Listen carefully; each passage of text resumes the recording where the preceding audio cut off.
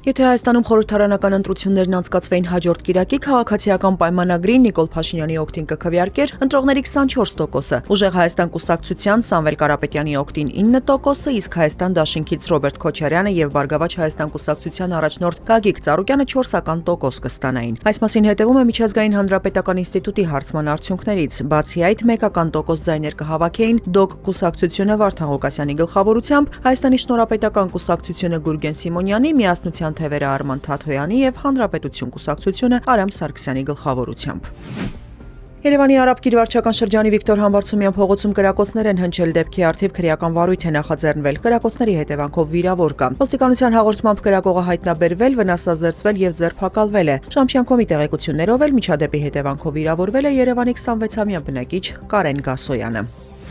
Հակակոռուպցիոն կոմիտեն ձերբակալել է փաստաբան Ռուբեն Հակոբյանին, հայտնում են իրավապահ համակարգում Ֆակտոր TV-ի աղբյուրները։ Ըստ նախնական տեղեկությունների գործը վերաբերում է Լոռու մարզում քննվող քրեական վարույթի շրջանակում արդարադատության իրականացմանը կամ գործի քննությանը միջամտելու ենթադրյալ դեպքին։ Ռուբեն Հակոբյանը Հայաստանի 3-րդ նախագահ Սերժ Սարգսյանի, կալանավորված Ռուսաստանաբնակ գործարար Սամվել Կարապետյանի փաստաբանն է։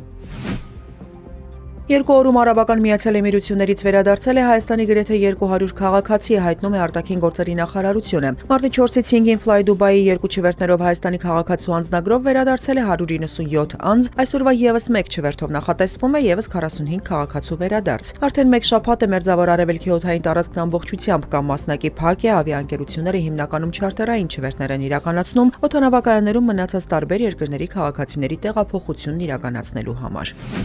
Տեհրանը հարձակվել է ամերիկյան բազաների վրա, որոնք ցավոք հարևան երկրների տարածքում են, հայտարարել է Իրանի արտգործնախարար Աբբաս Արաղչին։ Նա շեշտել է, Իրանը չէ, որ որոշում է կայացրել պատերազմ սկսել, այլ պատասխանում է հարվածելով ամերիկյան թիրախներին ու բազաներին։ ԱՄՆ ֆինանսների նախարարությունը ժամանակավորապես մեղմացրել է պատժամիջոցները, թույլ տալով Հնդկաստանին գնել ծովում մնացած ռուսական նավթը։ Ֆինանսների նախարար Սկոտ Բեսենթը հայտարարել է, որ 30-օրյա արտոնությունը թույլ կտա շարունակել նավթի շրջանառությունը համաշխարհային շուկայում եւ կթեթևացնի ճնշումը, որն առաջացել է Իրանի կողմից համաշխարհային էներգետիկան պատանդ վերցնելու փորձի պատճառով։ Ընդգծվում է, որ սա վերաբերում է միայն արդեն ծովում մնացած նավթին։